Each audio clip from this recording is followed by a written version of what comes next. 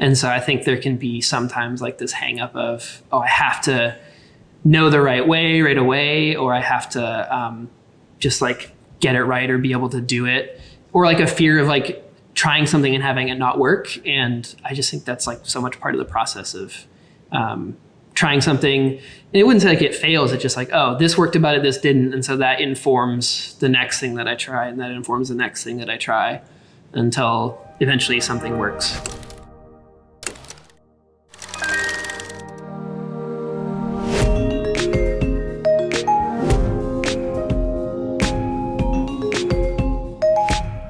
Greg, one of my favorite Gregs, I would like to ask you about some of the animation in this piece that you helped bring to life. And I wanted to start by seeing if you had any insights about where this cool idea came from that kind of kicks the whole thing off, where we kind of go on the MoGraph journey of going from like black and white pencil drawing lines, and then it turns into shapes, and then they get filled in, and then there's some form, and then it's fully 3D. And it's kind of like a little metaphor for motion design.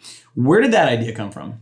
We didn't want to just like talk about how you would grow as a motion designer by taking courses, or just talk about it as like a sales pitch, but actually show that literally and visually. And so, yeah, we just didn't want to have the script say like, hey, you'll be able to make cool stuff, but sort of just have a visual progression of showing, you might start by animating a line, literally the most simple shape, 2 points on a path, doesn't get any simpler than that. And add to it and add to it and add to it until we're seeing 3D characters and all sorts of other stuff. But not just 3D characters, but they're integrated with 2D things. Because I think that's a whole other ballgame of not just being able to make something that's 3D, but can you integrate it in all these other things and integrate multiple colors? And so we sort of wanted it to be able to work without even having a script, right? You could watch it with no sound and see something go from really simple to really complicated and kind of back again at the end. So I think, yeah, the idea was that we wanted to really show what we were talking about and not just be talking about it. That's cool. It was a really cool effect. I think it worked really well for the story and the script and everything. So let's talk about some of the specific shots. And there's a few that jump out as, kind of how the hell they do that moments. So early on, there's a kaleidoscope shot. And I've seen a million kaleidoscope shots, like in my years of doing this. And they're just so tricky to get exactly right. So I'm wondering if you can take us through sort of like technically how you did it, and then talk about sort of the challenges involved.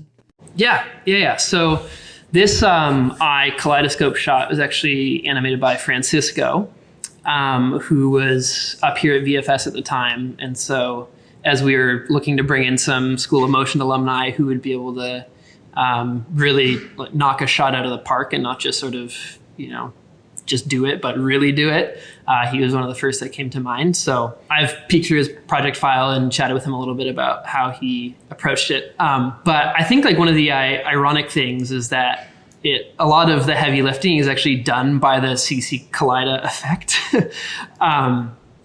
And so a lot of the base animation is just done in a pre-comp. It's just a lot of lines and shapes moving. They've got some expressions on them that are maintaining the stroke, which I think with a camera sort of zooming through, but the stroke width always remaining the same, it kind of like fudges the depth a little bit. So you can't quite, like it feels like it's maybe 3D, but it isn't, but it is. So obviously the design for this is a little complicated to begin with.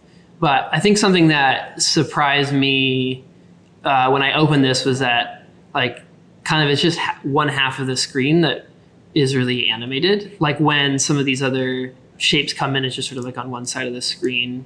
Like it's just like one of these things. But then when you go into the comp where the Kaleida is turned on, it's just multiplied everywhere. A lot of the times like you would look like a shot like this in its final state and just, you immediately jump to like, how on earth did they do that? But then when you sort of pare back all the layers, it's sort of like an Andrew Kramer thing where it's like a text layer inside of a pre-comp. And obviously there's a little bit more involved than that. But really like a lot of what makes the effect work is a CC Kaleida, where you have the size is just changing over time. And that's kind of what is helping give it the sense that it's growing. And then the rotation is also coming from that effect as well. The heavy lifting of like what makes it look Kaleida-y and sort of like the way it's like rotating and all the paths are merging is actually done by a Kaleida effect. But I think, as with anything, you can't rely on like a single effect to make something look awesome or amazing. Like no one effect really does it all, and you have to sort of just know all these like built-in effects and combine them together. So like as you look at this, like it's definitely not the same effect, but you can sort of see the building blocks for how things are working. Like as I mentioned, there's a camera that's kind of zooming forwards. That's where a lot of the forward motion is coming from, combined with the fact that like the strokes are maintaining their width. So it kind of gives the illusion of depth, but also not the illusion of depth. All right, so the stroke maintains stroke thickness. So what's the effect of that? So yeah, I think like essentially what that does is when something is scaling towards you, obviously the scale of that is going to change, but then when it's getting bigger but the stroke width isn't, then it sort of, I think like confuses you a little bit, which lends to that sense of like what really is happening here. So like you can really feel that it's getting closer to the camera there.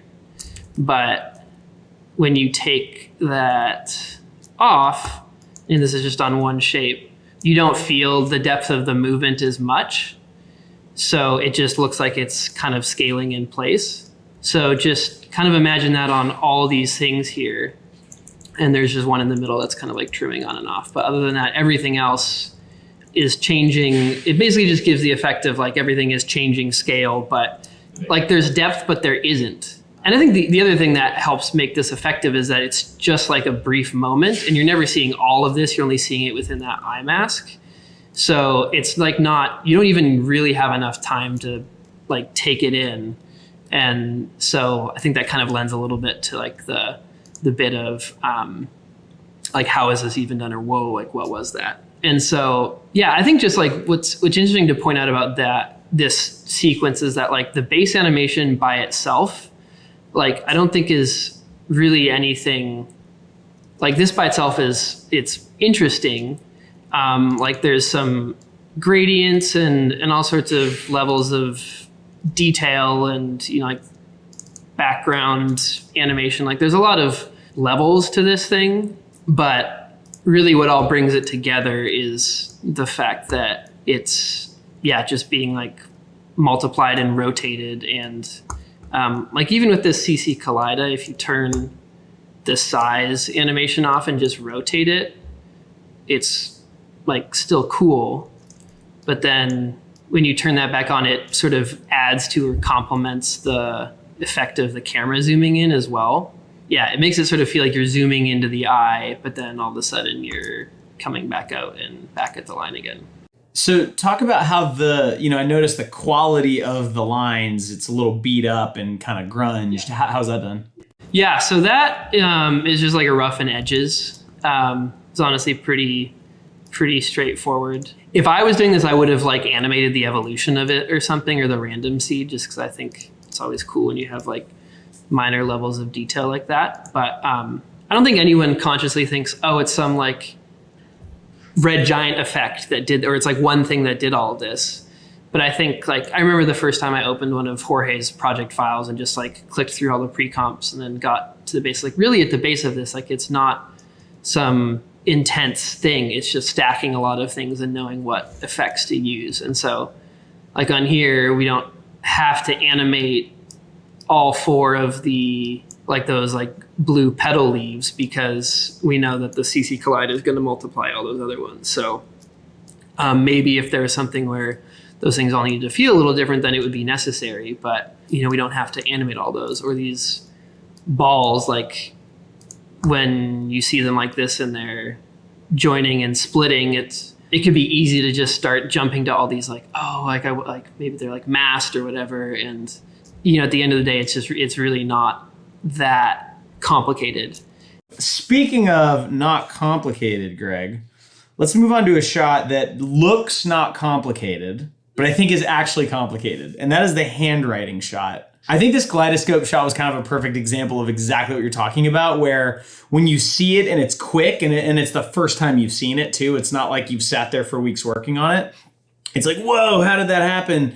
And if you just dig, it's really just like a bunch of little moves amplified by a kaleidoscope effect and some good design.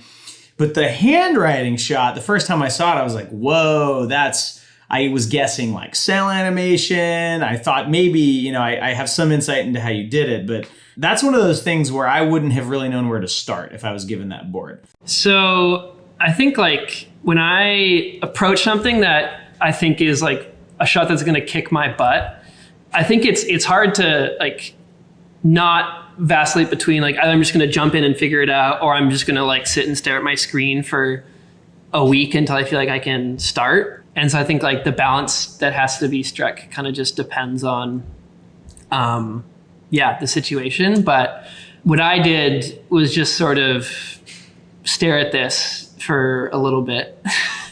And I think the first thing that jumped to my mind was, I could maybe cell animate it. I don't know. And Jorge had actually, when we were talking about it, did a mock-up of how he wanted the cube to twist. So this was kind of like a mock-up he'd done of at least like how the cube should work. So I sort of had that in the back of my head. And as I was thinking about, okay, do I like cell animate this because it is handwriting? I think with anything that's sort of human or like natural thing that like the average person is familiar with, you can't get away with it like being bad. So I think like with characters, like I remember going to an animated movie with my mom, and she was all excited because she's like, oh, the eyes don't look natural. And it was like, like any human can look at something like that and know like that's not how that should move. Whereas when you're working with like a square or something, it's like, well, it's a square. I can make it move however I want. There's no natural laws for squares. I am terrible at cell animation. So I think there's a little bit of me that was kind of afraid to try that. And also from a practical standpoint, I wanted it to be able to like really feel like it was integrated with that cube. So I think pretty quickly it seemed clear that cinema was sort of the way to go. And I'm also not very well versed in 3D. I've kind of dabbled a little bit in it. And most of my 3D is in the context of something like this, where it's like trying to make something that's 2D just look a little bit more complicated or interesting. I ended up actually coming across a tutorial from EJ on morphing like handwriting. And that was kind of the foundation for a lot of what ended up working for this. So I basically drew a line that was just straight like this, just as a spline. So this was kind of the like point B, what the handwriting needed to turn into. And then just this straight line that you see here is point A.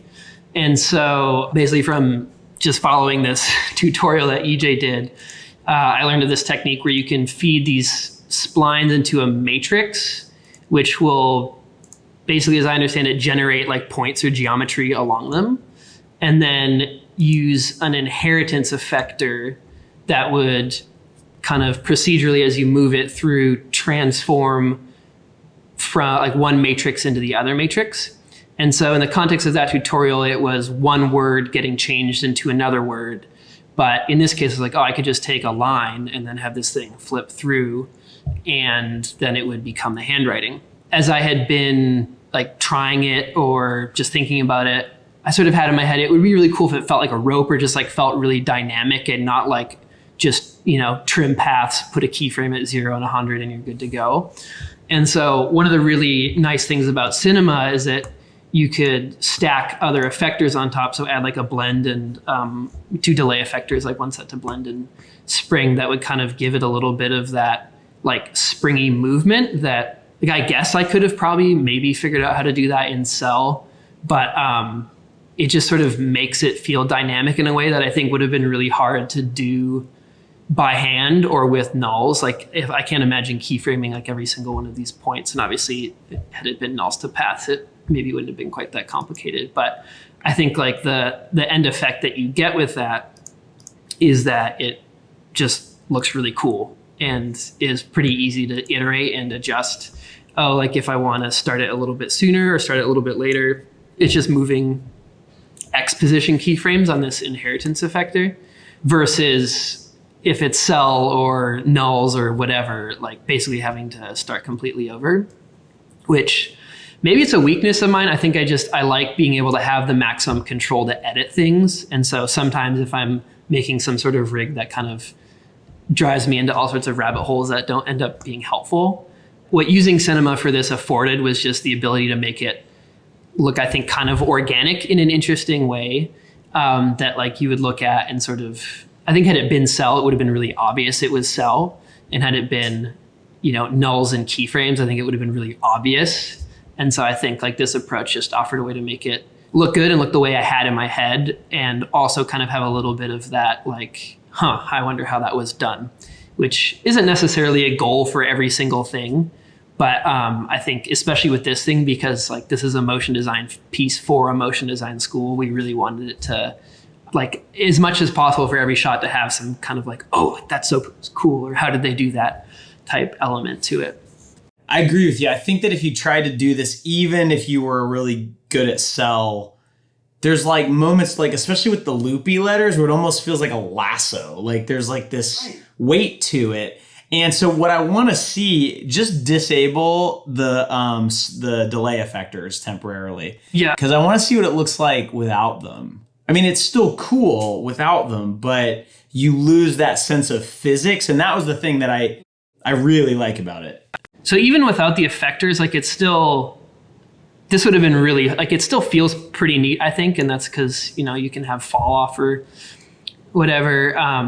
So I think that's still something that would have been really hard to pull off in After Effects or in Cell, especially for me, just like with my abilities. But then when you add the spring, then you get a little bit of it just sort of bouncing back. And so playing it back with the spring effector added in there, it's, it already just feels a lot more interesting. And again, like a lot more like how on earth would you even do that with Cell? And then the blend just kind of helps everything sort of like, I guess, blend together. I mean, that was something where like EJ said to do it in the tutorial. So I was like, oh, I guess I'll just do this and it works. But I don't know enough about it to really be able to like articulate why it was the thing to do. But yeah, I think just like being able to stack those effectors on top of the ability to just kind of like move this thing through. And that was in my head just how I wanted it to move. I wanted it to feel like someone was like maybe whipping something, or it was just like growing in a way that, wasn't just scaling it on the y-axis. And I think the other reason for using Cinema was just the cube part, needing that line to stay like stuck to that corner of it and like twist with it. And it, when I was starting, I wasn't sure like, oh, are we still gonna kind of see part of it animating out as it's twisting, and just, again, not wanting to have to like commit to redrawing a bunch of frames every time. It just made sense to do it in here. Although that introduced a whole like other bear of comping it all that was a bit of a nightmare. So the solution you came up with for this, or that EJ came up with and you found, but that's like always how it is with these kinds of things. It's like, I think sometimes people assume that you get to a certain level and you just know everything. And so every shot that you could possibly be asked to animate, you already know how you would do it. So I guess the question I have about this is, how did you know that this was even possible, or how did you discover the EJ tutorial? Like, what was your thought process that led you to finding that and then being able to kind of change it to use here? Yeah, that's a good question. I think like a lot of it is just sort of trying something and then seeing if it works, and then kind of like evaluating, okay, this didn't work. So like the very first thing I tried, and I couldn't like dig up a render of it, or it was like animating a path. And so like really quickly right away, it was like, okay, there's no way for me to do this and have kind of that flow from one side to the other, because I literally have one keyframe for every point on this path. Okay, that's not going to work. Let me try nulls. Okay, like really quickly, if I want to have control over this, that means adding more points, and that means adding more layers to keyframe. And this is like really just going to be hard to do. So at that point, I was kind of like, okay, I think like Cinema makes sense. I think like I Googled something like morphing a spline, because I knew like spline was the word that Cinema had for a path. And so like that pretty quickly led to the EJ tutorial and like a bunch of other things. But I think that seemed like the closest thing of, okay, I'm not morphing handwriting in like one word into another, but it seems like there's some techniques here that I would be able to apply to my use case. I'm like, I mean, I think 0% of the time is it true that a tutorial is like, you're going to be doing exactly that. I mean, and if it is true, it probably shouldn't be, but I don't think that's like the point. But I don't think it's often that something is like literally made for whatever it is that you're trying to do. But I think with that, it was like, oh, I could, instead of just morphing from one word to another word, I could morph from a really simple line into handwriting. And honestly, there wasn't a ton that I had to change from what he had done. I think like the bulk of what became really hard about this was getting it to work in After Effects and sort of matching like the front face of that shape tunnel onto the face of this cube, or I guess 3D rectangle. But yeah, I think like sometimes you don't know what to search for if you're looking for help on a shot, or be it from a person or from a tutorial. And so I think that's where it is really important to just try something. And I wouldn't have known that, I mean, I probably could have guessed that animating a path wouldn't work, but I wouldn't have really known that for sure without trying. And so I think there can be sometimes like this hang up of, oh, I have to know the right way right away, or I have to just like get it right or be able to do it.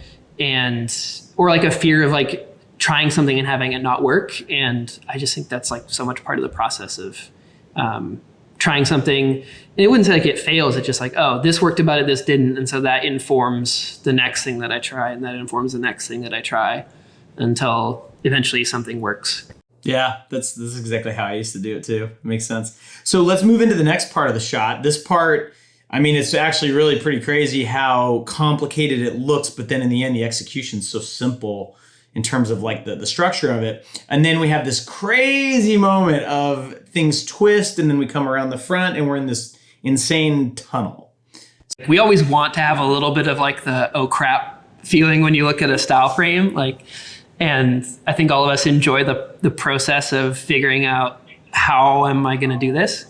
But there's just a number of things that I ran into with it. Like, I think this thing took me like 3 weeks, and once I moved on to the other shots, it was like boom, boom, boom. But what was really difficult about this was that the shape part, I felt comfortable. Like I looked at that, I was like, I'm pretty sure I can figure out how to do this in After Effects, no problem. The cube part, I was like, I think that's going to be Cinema. But then like the making them work together was, I think, where a lot of the difficulty for me was. And part of that may be just a lack of experience in cinema. But what was challenging was getting the face of this to stick onto the cube itself. And why that was complicated was that the rotation of that cube face was partially because the null in Cinema was rotating, and also there's a twist effector, deformer, that was twisting it. So at least I couldn't figure out for the life of me, how do I, get like the rotation of that face if you add the twist deformer and the keyframes on the rotation property. It's so funny because I opened this, and what I ended up doing was just corner pinning it frame by frame, which probably took all of like 15 minutes, because this part at least is posterized, and it's just not that many frames before it's sort of like, once the camera is done rotating, it could just all basically be 2D and scale up. But I'd forgotten that I'd tried in Cinema. I had like figured out this like espresso rig so I could get the global position of a null. So two nulls, like one in the very center of that face and one on the corner. And so then I brought those nulls into After Effects so you can see them here. I'm thinking, well, if I can use like an arctangent expression to calculate the angle between those 2 points, then I could feed that into the Z rotation on that face, and it would still work with everything, and like all that. So I probably spent like a day figuring out like espresso and like how to, like isolate the world position of just 1 point, and all that to end up just corner pinning it. So still learned some interesting things, but Obviously, if I was doing this now, I wouldn't have bothered with all that. That's so funny, Greg, because so what you just described, I have lived that story probably like 50 times in my career. And it's like, I assumed you corner pinned it. That's like, because I've done all of those things you tried to. Yeah. And I was then thinking, well, I guess you could use Espresso to calculate I knew exactly what the real solution is. But it's so funny that you went through that, and then there's literally like a couple of dozen keyframes there, and it really wasn't that hard. But yeah, I basically made like a solid and then put expressions on like a start and end of a gradient ramp that would follow those nulls, so you can see like the effects are kind of stuck to those nulls, and then had this expression here that this is actually come in useful in other things, but basically just use an ATAN, arctangent or whatever. It's been a while since high school geometry, to calculate the 2D angle between those points. But then obviously, because this is a 2D layer and the points are in 3D, that didn't really work. Basically, that expression would be calculating a 2D angle between like these 2 points on a flat plane, not in like rotated in 3D. So that didn't actually help me because I couldn't convert the space properly, I guess. But in the end, you just corner pin your pre-comped, shape animation onto there, and then you get it there. And so now we're halfway there. Now, how do we get the rest of the way into the shape and with all the craziness? Yeah. So once like the camera was finished rotating, so I just imported the camera from Cinema 4D using like Cineware, I think. Once we're looking at it straight on, there wasn't really a need for it to be 2D or anything. And so I just split the layer for the pre-comp for all the shapes. And sometimes it's just helpful to like split. So it's like, okay, now it's like a new thing. I don't have to like keep jimmy rigging all these things together. I always think of that meme from like The Simpsons where Homer looks thin from the front, but behind there's like all these like strings or whatever, like tying his fat together. And like, I don't know. Like at the end of the day, if the shot looks good, it looks good, and it doesn't 100% matter how it's done. But sometimes splitting a layer and just sort of like a fresh start is like, okay, now it's like that set of problems is behind me and I can kind of focus on this new one. Essentially, once we're kind of here looking at it straight on, I just needed to get until it was full screen. And so there's a combination of, I just kind of added some keyframes to the Cinema cameras. Like all these frame by frame keyframes are from Cinema, and then the eased ones are from me. And so we ended up just zooming in on it. And then once it's full screen, kind of like the rest of I think I'm still like rotating this comp a little bit, just to kind of add some motion. One aspect of this kind of transition that was actually quite a bit like more challenging that I wasn't really anticipating was once it hits full screen, just like getting that to feel smooth. Because inside this like pre-comp, which I can get into in a second here, everything is just scaling. So it's not like we're not physically zooming a camera through all these shapes. It's just layers scaling up. But from getting to being kind of full in that world is a camera scaling or zooming, I guess, or moving in Z. So it was kind of hard to get that, like, I guess, impact from when it comes at you and then is kind of full in your face to when it's zooming, like to blend those movements enough that it didn't feel like insane. So I've spent a lot of time like trying to get that to work. But in terms of the shape tunnel itself, this is another thing where I just kind of spent a bunch of time. These are the original design frames. And I think like something that I find helps me when I, which is most of the time, don't know exactly how I'm going to animate something when I look at it, is just to stare at it for a little bit and kind of jot down thoughts that I have or things that I observe about this, like if I'm going to animate it. And so like on this frame, I notice, okay, so like the corner of this outer square is linked to this square and this one is linked to here. So like the corners are linked so that like hypothetically, if this is animating, if this center mask is rotating, then all of these, like this point is going to be going to need to be linked to this point, this one to this one, etc. So like that's maybe an observation. Oh, like there's this shape is solid, this shape is solid, this one has a gradient. Or in this one, okay, kind of based on squares again here, everything is like the base shape is a square. Each one of these square units has a shadow kind of being cast by the square before, and it's casting one on it. So I guess like if it was 3D, it would be rotated a little bit. But again, just trying to look at just like the simplest things. And again, all the corners from this one are linked to this one. The corners from this one are linked to this one. The corners from this one are linked to. So I think just sort of starting by writing observations and thinking, okay, like what are the things about this design frame that would impact like how I would animate it, or what sort of problems am I going to have to solve? And I think like maybe something else worth noting is that like this exact frame like didn't end up being in the video. What happened was, as I was getting into animating, it just turned out that with the speed of everything, if you picture, like if this is a freeze frame of it moving like really slow, that's one thing. But we needed it to move fast because we're zooming through a tunnel. And so they just had to be more spaced out in time. But it's okay to not end up like having one frame that's exactly the style frame that you created. So yeah, this ended up being a really good use for master properties, because basically at the end of the day, all these shapes are the same thing. It's a square, but it's kind of split into two, and there's another shape in the middle, and there's a gradient on one side.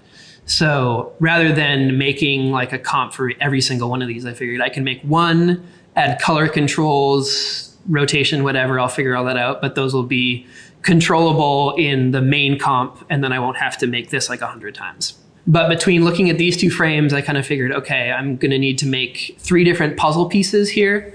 One is like this kind of outer one where there's like 4 quadrants that kind of get twisted by a shape in the middle. One where there's kind of like, I guess, another 4 quadrants, but they're not really like twisted or anything. And I just sort of imagined this red and yellow one kind of like opening up, like all those tunnels you see in Google videos and Saunders' work. And then last would be this one where there's kind of this shadow thing happening. Okay, so this is kind of the base animation for everything in the tunnel.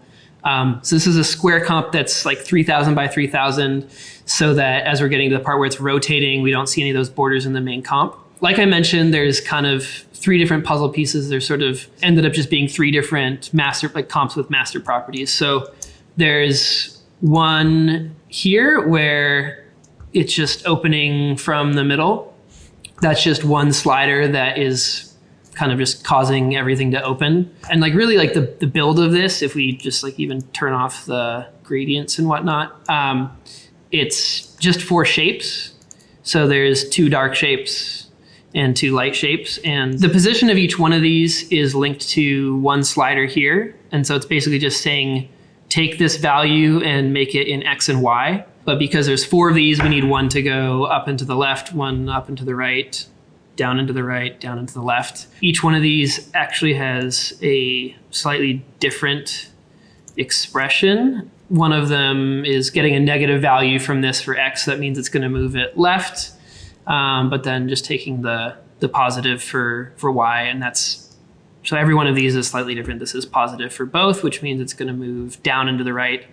This is positive for X, but negative for Y, which means it's going to go up and to the right, et cetera, et cetera. So essentially, as this slider goes from one value to the other, then it just opens the whole thing up. But something that, as I was looking through this project, it made sense when I was building this as the first piece to sort of just plug this 1920 number into the position. But what I ended up discovering as it got time to actually make these pieces fit together and be linked was that it would have been just made a lot more sense to do like 0 to 100, or a number that's really easy to work with, versus, you know, going from, what is this, 29 to 1920.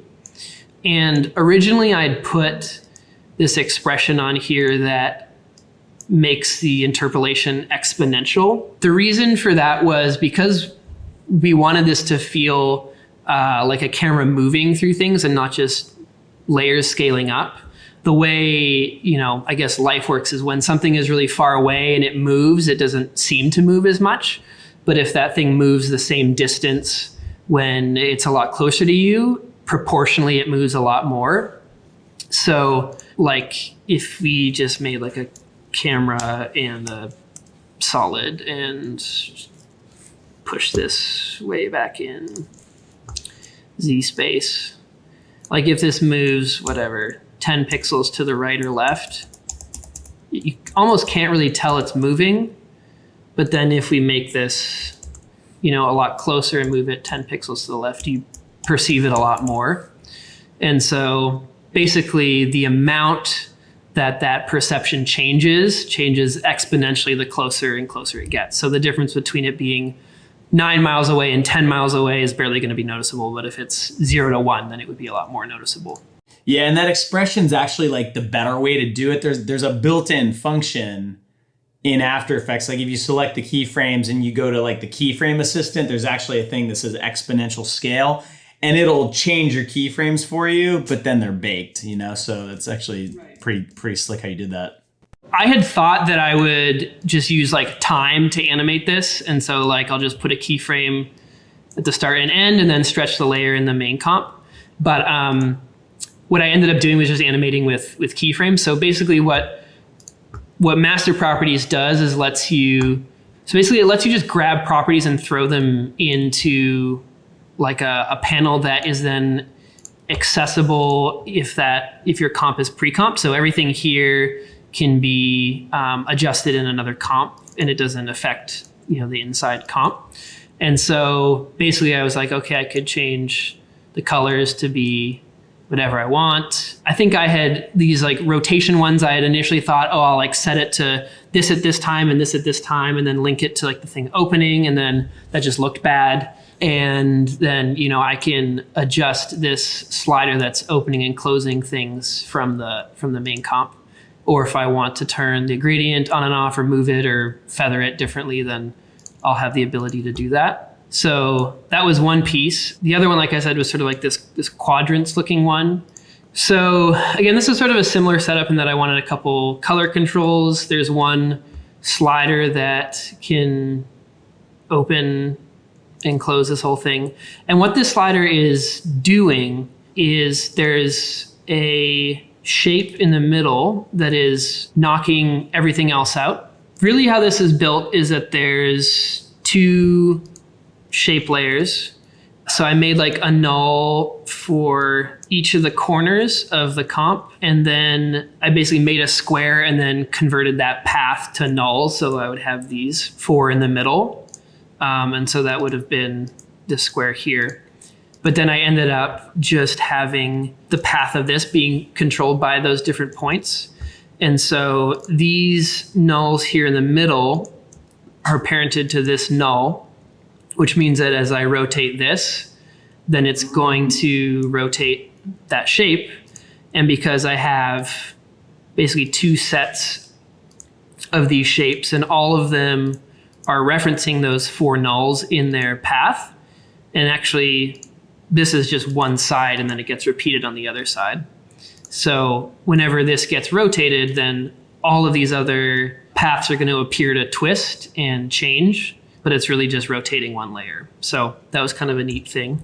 And then the scale of this is, this is like another example of, I don't know why this made sense, but I somehow figured out that if this null is at 768% scale, then it's scaled those four nulls up enough that the whole comp is blank.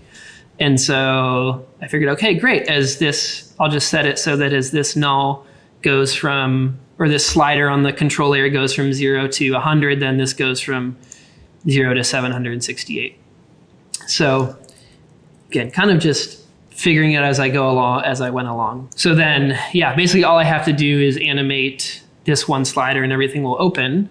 And then if I wanted to rotate it here, so it's like this skew property here, I can just do that and boom, boom, boom.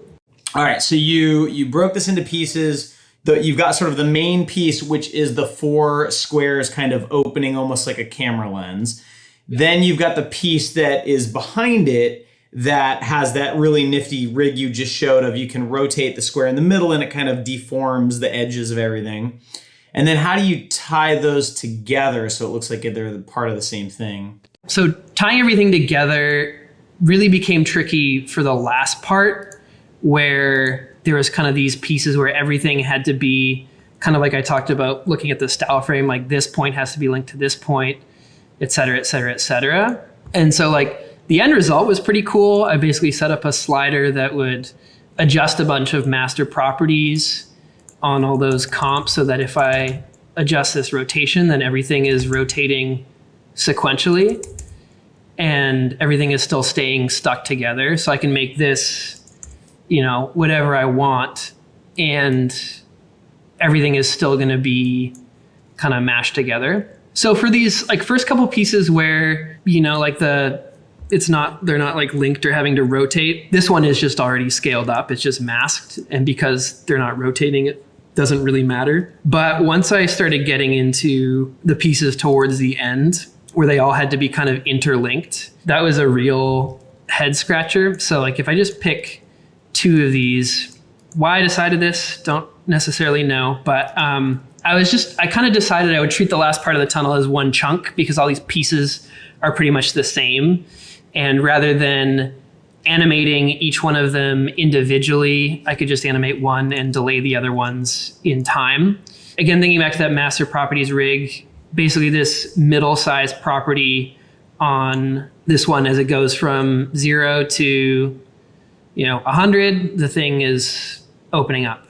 And then this has a piece before it. So basically the problem I had to solve was, how do I get this piece here to fit inside this one so that the scale of this layer as a whole is somehow linked to the scale of that invisible square inside this one.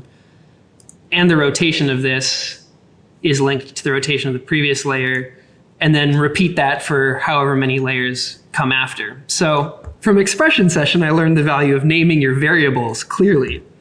Didn't know that here, so I just have S, S2, and S3. But essentially, I know that this distance slider for this kind of outer one here is what's controlling the kind of the inner scale of that square that's cutting everything out. And I know that as that goes from 0 to 100, it's going from like fully closed to fully open. Because I have this distance slider animating and the scale of this comp before is linked to another one, so that was stuck within that one. Basically, I just had to do all these like weird cross references. So this expression ended up working to link it to the scale of that. So what it does is it looks at the scale of this quadrants layer, and then it also looks at the distance slider, which is opening that middle thing, and then divides both of those by 100. So basically that's just making it like a 0 to 1 base. And so as the scale of this and the master property both go from, because I know those values are only going to go between 0 and 100, basically it grabs the scale and then divides it by 100. So it's going to go from 0 to 1. The second one divides that by 100. So it also goes from 0 to 1, and then kind of smushes all those into one variable, so that basically no matter what this is, as long as it stays within the kind of the bounds of it, the scale of this is going to read the overall scale of this layer and the scale of that inner thing into the scale of this. And what about the rotation? So that makes, I get what you're saying. It's you had to take into account not just the master property that was adjusting the scale of your square, but also the actual scale of the pre-comp. But then you have rotation too. Right. So for rotation, for the first one, it was pretty easy because I could just link it directly to the sort of skew value, which is what I named this slider that's changing the rotation of that inner one of the layer before. So for the first piece, that was relatively simple.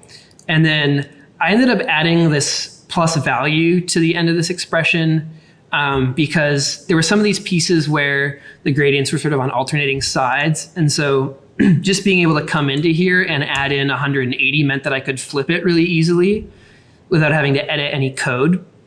So obviously if I like rotate this layer 10 degrees, then it's going to get off. But just because I knew, I might want to flip this 180, then that gave me that flexibility. And so then for this first piece, the skew property, which is controlling the rotation of this inner layer, is just directly grabbed from this null that has the property called skew, which is what affects all of them at once. So for the first piece, it wasn't too bad. The scale for all these, it was just that same principle, looking at like both the scale and that master property from the layer before. But for rotation, so I kind of like thought of it as there's two kind of rotation properties on each of these. The kind of global layer rotation needs to just match the skew value from the layer above. And then it needs to add that null slider to the skew that it's outputting to the next layer. So it's just a mess of expressions. It's just like, and I don't mean like literally a mess. I mean just like I can't think of a simpler way to do it. I'm trying to figure out, is there some easier way that this could have been accomplished? And maybe there's something a little bit different. But I mean, honestly, like the way you did it, like that's it makes logical sense. And I know if you're watching this workshop right now and you've never used expressions before, a lot of this isn't going to make a ton of sense to you. And I would definitely encourage you to open this project file up and dig through it a few times to really try to grasp what Greg did here. But really, it's basic math for the most part. Yeah. It's just clever how you linked it. Yeah, like really at the end of the day, it is just like this expression is just saying like grab the skew and the rotation values of the layer before, add them together, and then again that plus value in case I want to, flip this. And then that's just repeated. So this skew is just getting from the layer before. And so like the index -1 approach is just on everything. The other thing that was sort of interesting about this, that there's not a lot of parts of this like project file that I'm like, yes, this makes a ton of sense. One piece that I think did make sense was delaying like the opening of each piece based on its endpoint relative to the layer above it in the After Effects timeline. That meant that I could, if I wanted to space these out more in time, I could just push this back in time and it would still stay connected. So if I wanted to adjust the look of all this where they're maybe a little bit more smushed together like the style frame, I could just, use a script that would offset the layers in time.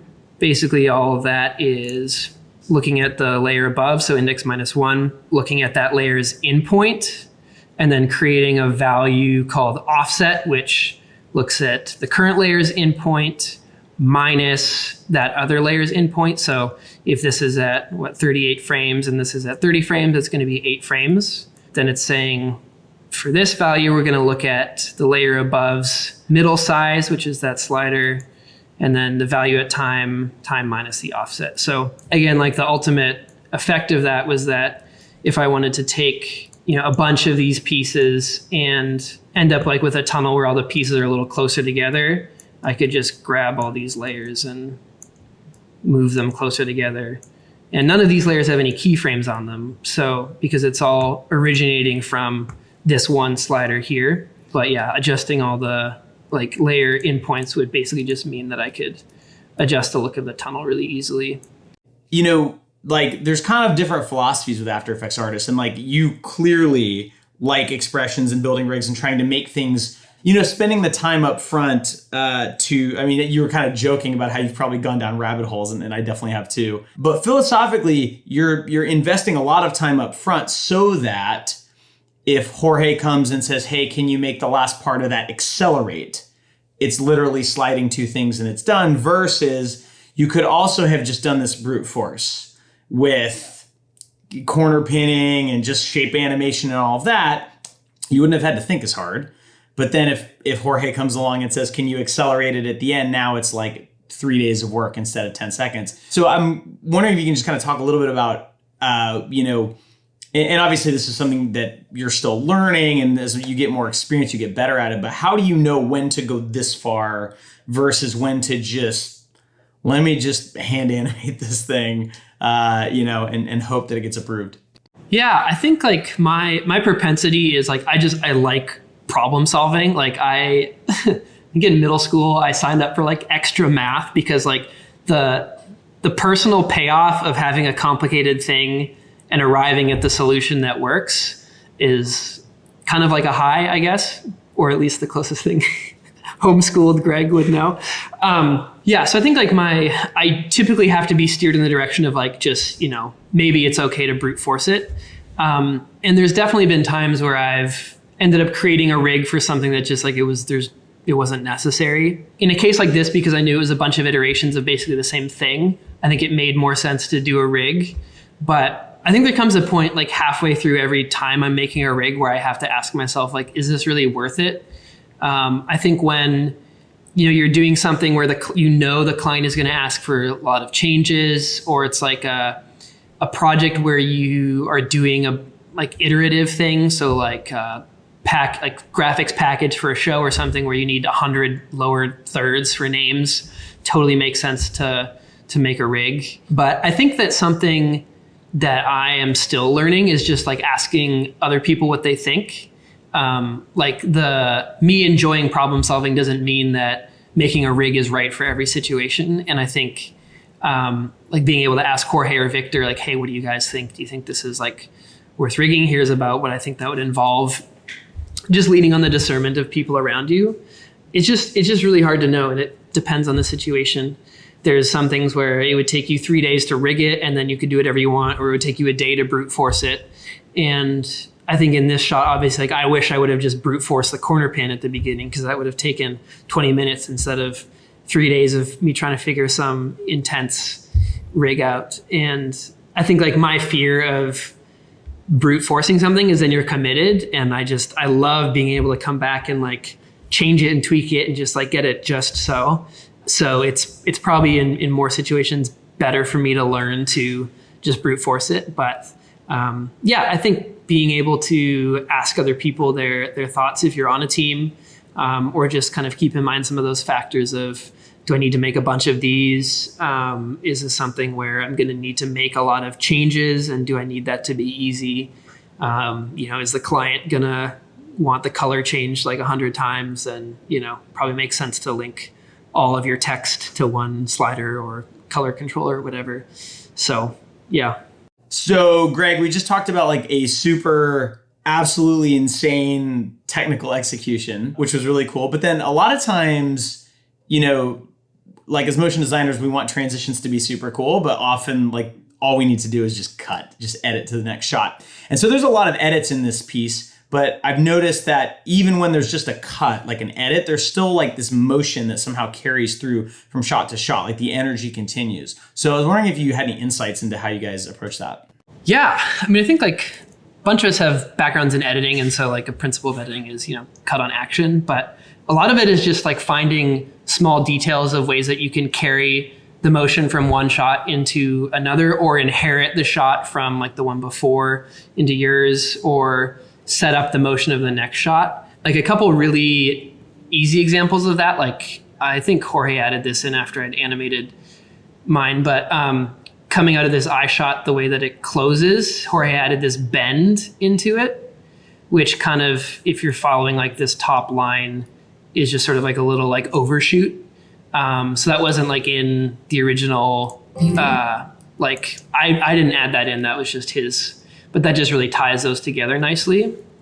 Sometimes it's really, really subtle things, like in Jorge's shot here, if you look at the highlight on this ball in the middle, it starts rotating. And then if you follow the gradient on here, it's also rotating.